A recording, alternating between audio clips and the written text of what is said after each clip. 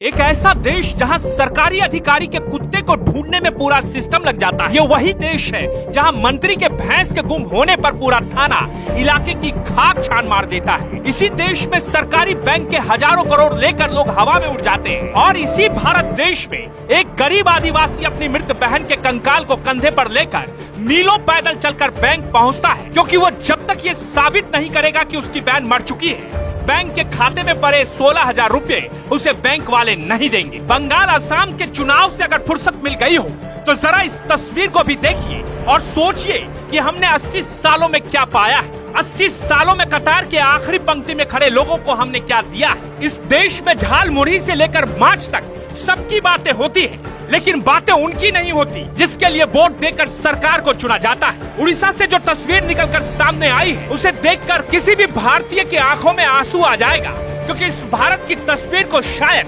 काले चश्मे के भीतर से लुटेंस जोन में बैठने वाले नेता देख नहीं पाते। सरकारी बाबुओं को तो मलाई खाने की आदत लग गई है। इस देश में एक गरीब आदिवासी की औकात क्या हो सकती है, इस तस्वीर को देखकर आप समझ जाएंगे। इस तस्वीर में आपको क्या दिख रहा है? ये जो आदमी है, जो दिखने से ही गरीब दिख रहा है, उसके कंधे पर बोरे में क्या हो सकता है? सोचिए, उस बोरे से जो बाहर दिख रहा है वो क्या है? तो सुनिए, इस गरीब से दिखने वाले आदमी का नाम है जीतू मुंडा।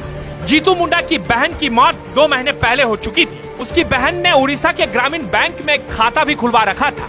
मरने से पहले उसने अपनी मवेशियों को बेचकर कुछ पैसे उस बैंक खाते में जमा किए थे। क्योंकि जीतू मुंडा की बहन के पति और बेटे की भी मौत पहले ही हो चुकी थी, तो ऐसे में उसका कोई वारिस नहीं था। जीतू मुंडा अपनी बहन के बैंक अकाउंट में जमा पैसा निकालने के लिए उड़ीसा ग्रामीण बैंक पहुंचता है, लेकिन वहां बैंक में मौजूद अधिकारी ये कहते हैं कि उसे सबसे पहले डेथ सर्टिफिकेट लाना होगा, जिससे ये साबित हो कि उसकी बहन की मौत हो गई हो। जीतू मुंडा अनपढ़ है। अब अनपढ़ क्यों है, इस पर लंबी बहस हो सकती है, क्योंकि जीतू मुंडा जैसे करोड़ों ऐसे भारतीय हैं जो ग्रामीण इलाकों में रहते हैं, जंगल पहाड़ पर बसते हैं और पीढ़ी दर पीढ़ी से अनपढ़ ही होते आए हैं, तो इनकी बात तो फिलहाल किसी चुनाव में नहीं सुनाई देता है। तो कहानी को आगे बढ़ाते हैं। जीतू मुंडा बार बार बैंक की चक्कर काटता है, लेकिन हर बार उसे बैंक से यही जवाब सुनने को मिलता है कि वो डेथ सर्टिफिकेट लेकर आए, तभी वो बैंक खाते से पैसा निकाल पाएगा।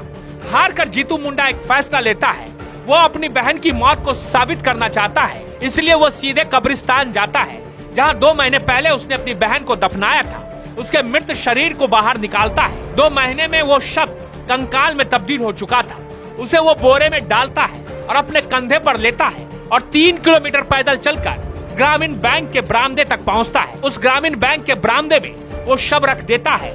बैंक अधिकारी इस हरकत को देखकर हक्के बक्के हो जाते हैं। वो अंदर से ग्रिल बंद कर देते हैं। ये खबर आग की तरह फैलती है। खबर पुलिस स्टेशन तक भी पहुंच जाती है। पुलिस के अधिकारी दौरे दौरे बैंक पहुंचते हैं और फिर जीतू को समझाने लगते हैं। पुलिस के अनुसार जीतू अनपढ़ है और कानूनी प्रक्रिया से अनजान था। पुलिस ने उसे नियम समझाया और जल्द ही पैसे दिलाने का भरोसा दिया। इसके बाद वो अपनी बहन का शव को दोबारा कब्रिस्तान में दफना दिया। कहने के लिए एक मामूली घटना हो सकती है, लेकिन सोचिए, भारत के ग्रामीण इलाकों में रहने वाले जीतू जैसे न जाने कितने करोड़ लोग रहते हैं। इन लोगों के साथ आए दिन सरकारी विभागों में इसी तरह से व्यवहार किया जाता है। एक अदना सा कागज लेने के लिए इन्हें बार बार दोहराया जाता है। बैंक के अधिकारी भी इसी आदत से मजबूर थे। उन्होंने जीतू मुंडा को देखकर ये नहीं समझा जीतू मुंडा की स्थिति क्या है और जीतू मुंडा की मदद कैसे की जा सकती है। उन्होंने जीतू मुंडा को बार बार बहन के डेथ सर्टिफिकेट लाने की बात कही, जबकि ग्रामीण इलाकों में आमतौर पर यह होता है कि किसी के मौत के बाद शायद ही कोई डेथ सर्टिफिकेट बनाता है। जीतू मुंडा की ये कहानी ये बताती है कि भारत में कतार के आखिरी पंक्ति में खड़े लोग किस हालात में आज भी जी रहे हैं। लेकिन फिलहाल आप इंतजार कीजिए 4 मई का, क्योंकि 4 मई को 5 राज्यों के चुनाव परिणाम आने हैं और उसके बाद फिर नेताओं का इंटरव्यू देखिए और मजा लीजिए।